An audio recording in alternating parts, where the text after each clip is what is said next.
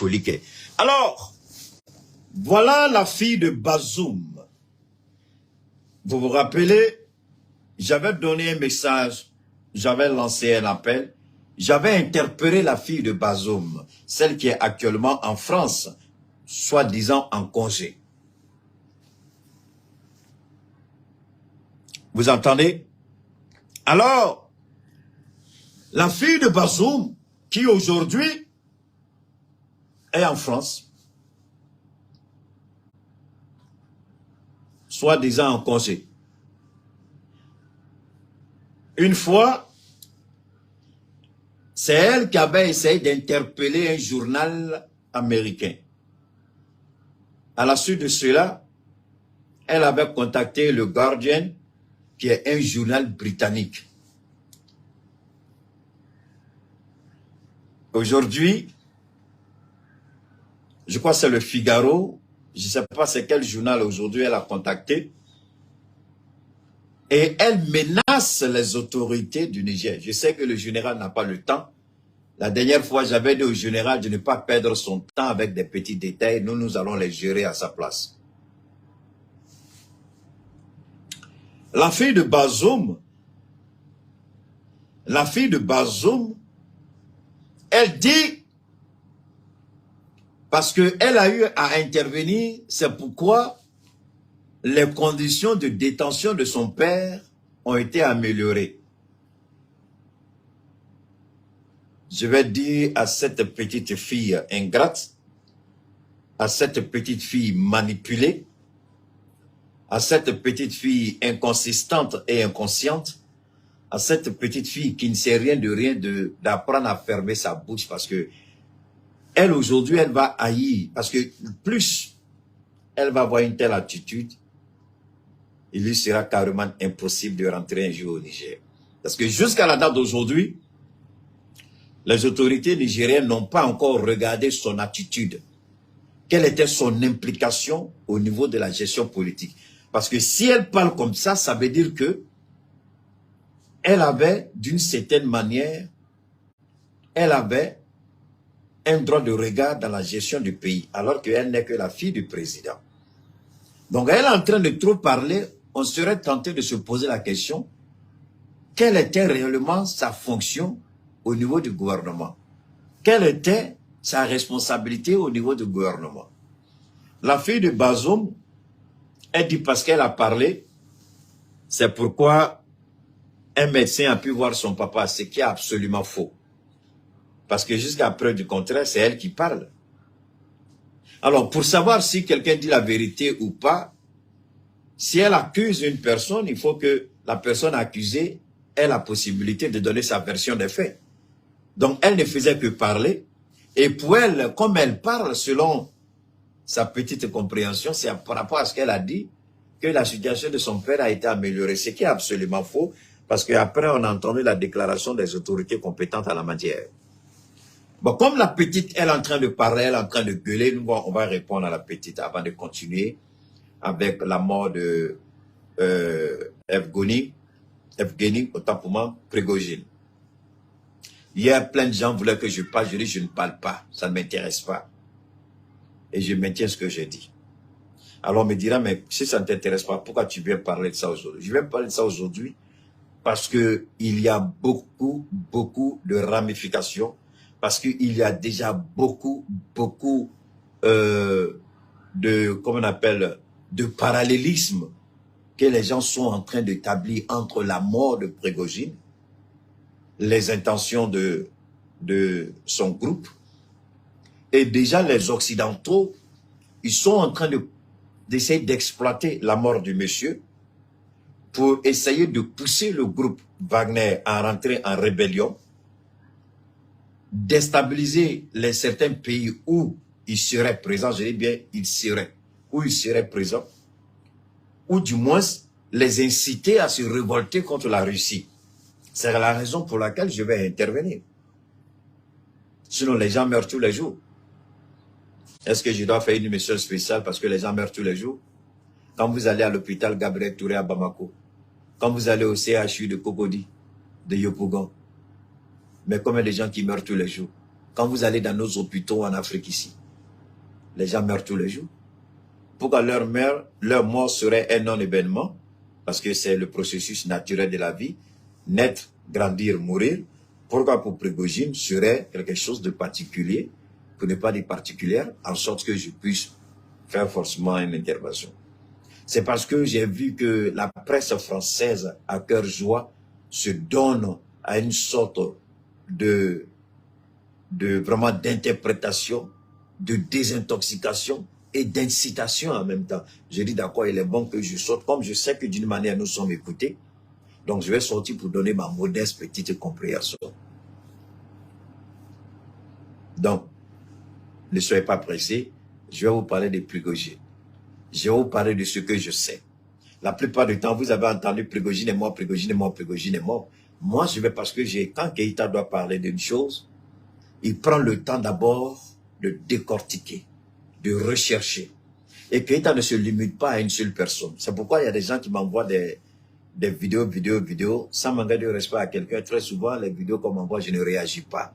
Parce que j'estime que moi, je ne réagis jamais sur les propos. J'ai dit ça à tout le monde aujourd'hui. Je ne réagirai jamais sur les propos d'un activiste. Ça, soyez certain. Peu importe l'activiste, le respect que vous avez pour la personne. Peu importe qui est la personne pour vous. Vous pouvez m'envoyer 1000 vidéos sur des activistes. Jamais je vais me référer. Parce que je ne connais pas leurs sources d'information. Eux aussi ne se réfèrent pas par rapport à ce que je dis. Et moi, je ne parle de choses que lorsque je suis convaincu que la source d'information est fiable. En ce moment, je parle de ça. Mais crier là-bas, oh, oh, oh, oh, moi, je ne travaille pas sur comme ça. Les gens m'envoient les vidéos, ça peut aider. Je remercie tous ceux qui envoient les vidéos. Mais ces vidéos-là ne seront jamais une source d'inspiration pour moi. Parce que la source n'est pas fiable. Je ne peux pas parler de ça. Je ne parle que de sources fiables parce que j'ai une crédibilité et un honneur à défendre. Combien de personnes, d'activistes, vous m'envoyez les interventions et après ce que moi-même je dis, les vidéos que vous m'envoyez, vous trouvez même la contradiction dans mes propos. Et vous voyez que ce que j'ai dit est en total déphasage avec ce que vous m'avez envoyé, avec preuve établie. Donc, je ne saute jamais sur des vidéos qu'on m'envoie. Et ça, c'est Keïta. Je ne travaille jamais parce qu'on m'a envoyé. La personne n'a qu'à faire 1 million de vues. Dès que la personne sort, 1 milliard n'a qu'à être connecté. Ce ne sera jamais une référence pour moi. Parce que tant que je n'ai pas une source crédible, je ne parle pas. Alors c'est pourquoi j'ai pris le temps d'aller chercher. J'ai écouté tout le monde. Et suis allé chercher l'information jusqu'aux États-Unis par rapport à Prigojine. C'est pourquoi je vais vous parler de Prigojine. Et non pas parce que les gens en ont parlé sur les réseaux. Parce que vous allez voir que la manière dont je vais parler n'a rien à voir avec ce que vous avez entendu sur les réseaux. Mais avant, continuons d'abord de donner un petit conseil à la fille de Bazoum. Je voudrais dire à la fille de Bazoum de faire très attention. En politique, on a vu la fille d'Amadou, comment on appelle, ATT, paix à son âme. Quand le pouvoir d'ATT a été renversé, sa fille qui allait fêter ses milliards en France, les Maliens ont eu écho. La fille d'ATT, depuis que le pouvoir de son père est tombé, la maison de la fille d'ATT est collée à la maison de ma petite sœur. Je dis bien ma petite sœur à moi, à Sotuba. Ma petite sœur à moi. C'est pas petite sœur d'à côté, petite sœur même sang. Son mari, je ne dirai pas son nom ici, qui est un grand homme d'affaires au Mali.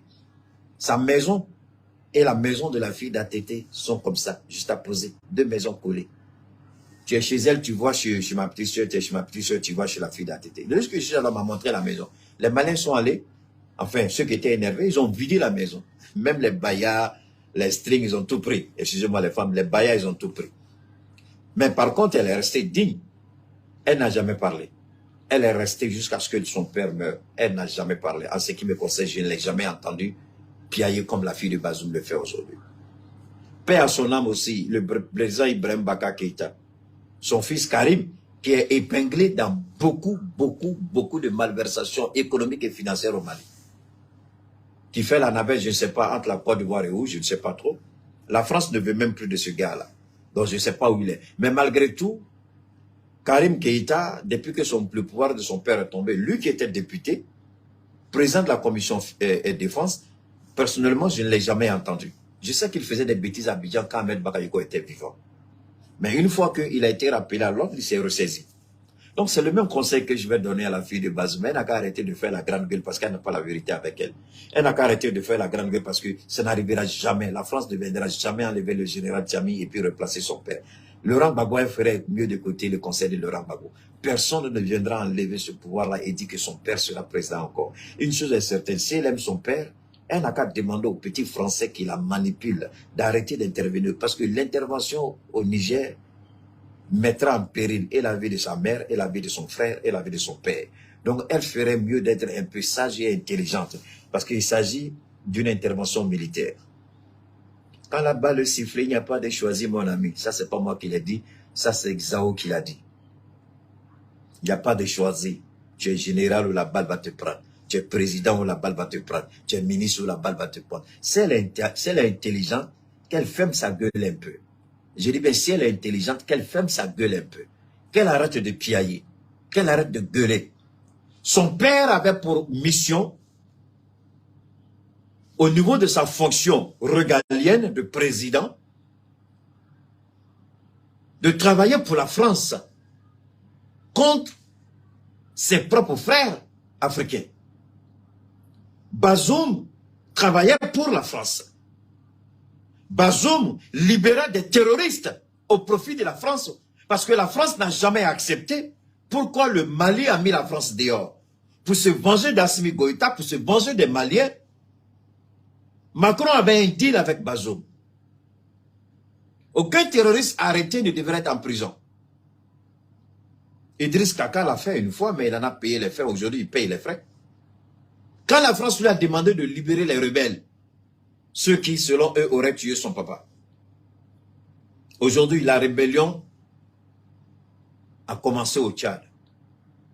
Vous avez vu que beaucoup de gens ont fait circuler des bandes audio.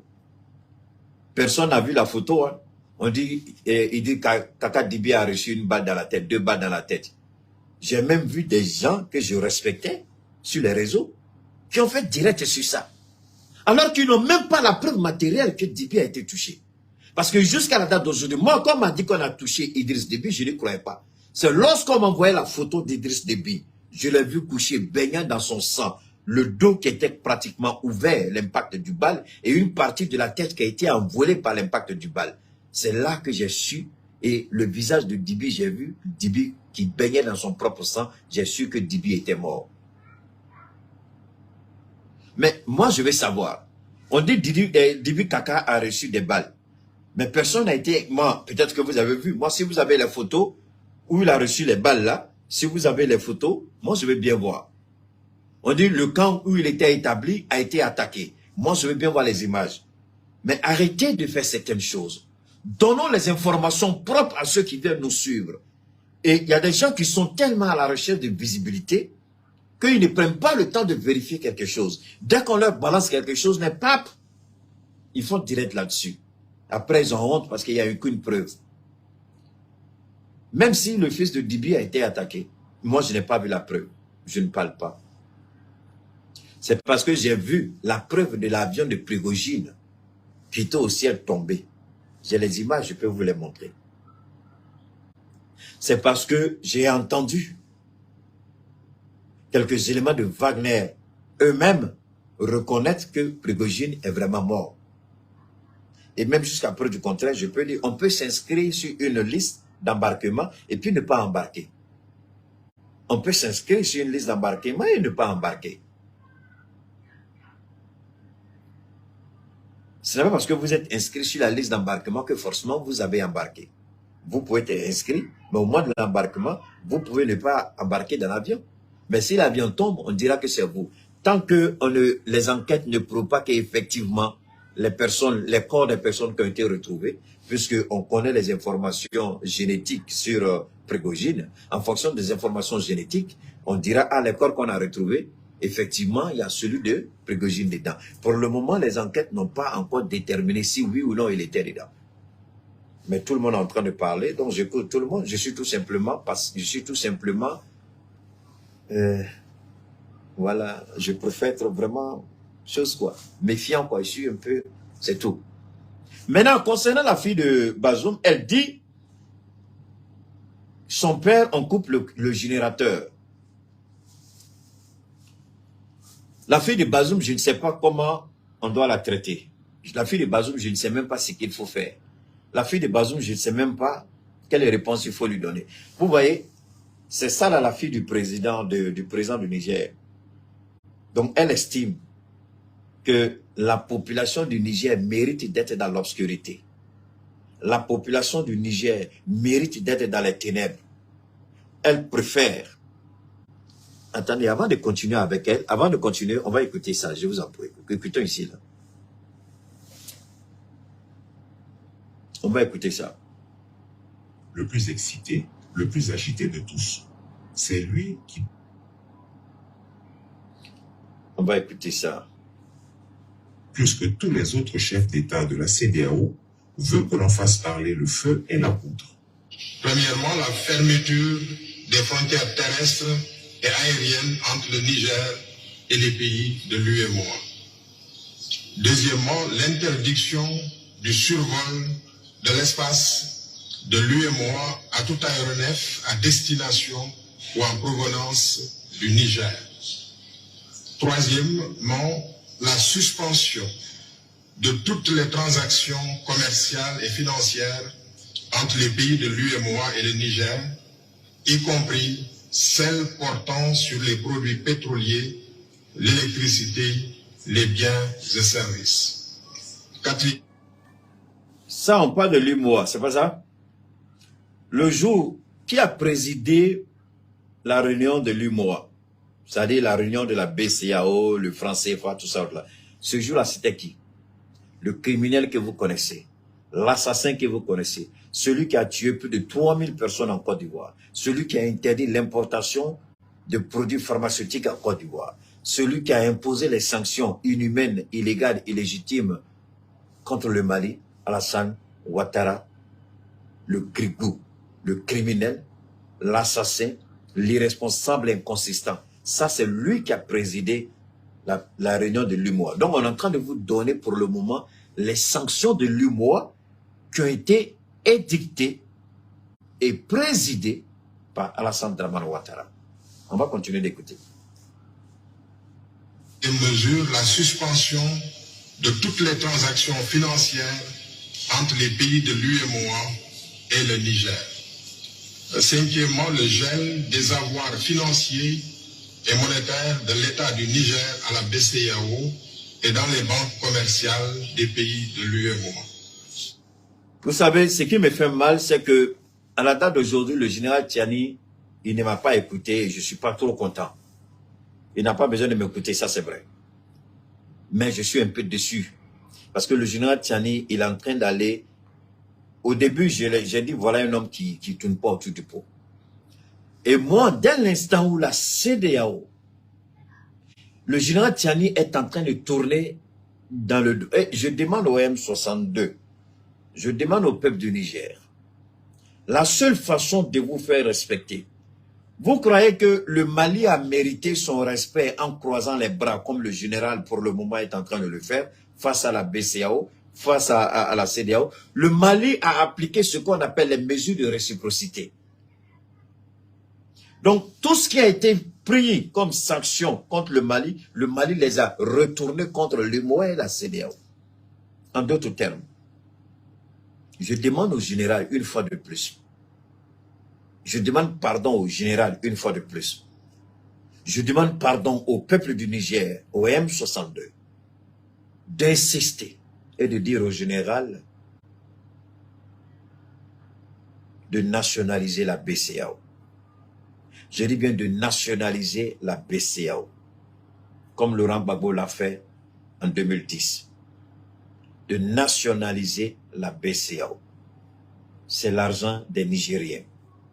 Ce n'est pas l'argent de la BCEAO. Ce n'est pas l'argent de l'UEMOA. Ce n'est pas l'argent d'Alassane Ouattara, le criminel, menteur, voleur et corrompu. Ce n'est pas l'argent de la France, même si la France vole avec le CFA. Ce qui est sur le sol nigérien en droit, selon la jurisprudence, légalement et souverainement, c'est l'argent du peuple nigérien. C'est l'or du Niger, déposé au trésor français, qui garantit que le Niger doit avoir une certaine somme à sa disposition. Pourquoi le Niger n'ouvre pas la BCEAO comme l'a fait Laurent Gbagbo? C'est l'argent du Niger, ce n'est pas un prêt, ce n'est pas un vol. C'est l'argent du Niger, ce qui fait que quand ils ont accusé Laurent Gbagbo par rapport à cette histoire de la BCEAO, jusqu'à la date d'aujourd'hui, l'accusation a été fallacieuse, mais aucune preuve de son accusation ne lui a été remise. Gbagbo demande jusqu'à la date d'aujourd'hui, donnez-moi l'arrêté du juge qui me condamne par rapport à la BCEAO. Et jusqu'à la date d'aujourd'hui, on refuse de lui donner. Parce que si on lui donne, c'est une preuve qui va se retourner non seulement contre l'État de Côte d'Ivoire, mais contre l'appareil judiciaire en Côte d'Ivoire. Donc on refuse de donner la preuve qui peut discréditer et Ouattara et la justice ivoirienne. On refuse de remettre la preuve parce que Gbagbo a besoin de cette preuve. C'est pourquoi il a dit dans sa conférence de presse avant-hier, il dit je vais laisser d'abord les régionales et les municipales passer. Et puis je vais revenir pour que mon nom soit sur la liste électorale. Ou vous me condamnez, vous me donnez la preuve de mon inculpation, de ma condamnation, ou tout simplement je ne suis pas condamné. Mais jusqu'à la date d'aujourd'hui, aucune preuve de son inculpation, de sa condamnation, ne lui a été donnée. Vous voyez? Alors, quand on parle de démocratie, est-ce qu'on peut parler de démocratie sans la justice? Est-ce qu'on peut parler de démocratie sans le respect des droits fondamentaux des citoyens? Est-ce qu'on peut parler de démocratie dans le viol systématique, continu de la loi et de la Constitution? Ouattara qui veut aller en guerre, qu'il regarde entre lui et Dieu, c'est lui Ouattara, il est en, comment on appelle, il est en harmonie avec Dieu. Que Ouattara, avant de vouloir envoyer un seul soldat au Niger, que Ouattara regarde s'il est en harmonie avec la constitution ivoirienne, avec la loi ivoirienne, avec le peuple ivoirien. Parce que si jamais Ouattara engage cette guerre, wallahi billahi, au nom de Allah, Ouattara va tomber. Non seulement la guerre là, ils ne vont pas la gagner, mais Ouattara va tomber en Côte d'Ivoire. Parce qu'il faut être lucide, il faut être raisonnable. Dieu dit chaque fois que vous voulez condamner quelqu'un, posez-vous la question. Avant d'être les premiers à jeter la pierre, comme Ouattara, il a une femme qui est chrétienne, Dominique, je suppose que Dominique pourra expliquer ça à Ouattara. Comme le président du Ghana, il est chrétien, j'espère qu'il pourra comprendre ce que je dis. Comme Patrice la chaussure talon, il est chrétien, il pourra comprendre ce que je dis. Dans le livre qu'ils utilisent, appelé la Bible pour leur religion, on dit, si tu es, que celui qui n'a jamais péché soit le premier à jeter la pierre. Que celui qui n'a jamais péché, soit le premier à jeter la pierre. Je répète, que celui qui n'a jamais péché soit le premier à jeter la pierre. Ousmane Keïta, il faut prendre un truc là, il faut prendre les bâtons qu'on prend pour nettoyer les oreilles là, il faut prendre pour écouter et puis tu vas bien écouter. Si tu ne connais pas l'histoire du Mali, ce n'est pas moi qui vais te parler ici. Je parle des faits spécifiques. Si tu ne sais pas, c'est ton problème. Ce n'est pas moi qui vais te dire ici. Donc, je dis, je répète. Celui qui n'a jamais péché, soit le premier à jeter la pierre. Ouattara peut-il dire que lui, il n'a jamais péché? Ouattara peut-il dire que lui, Ouattara,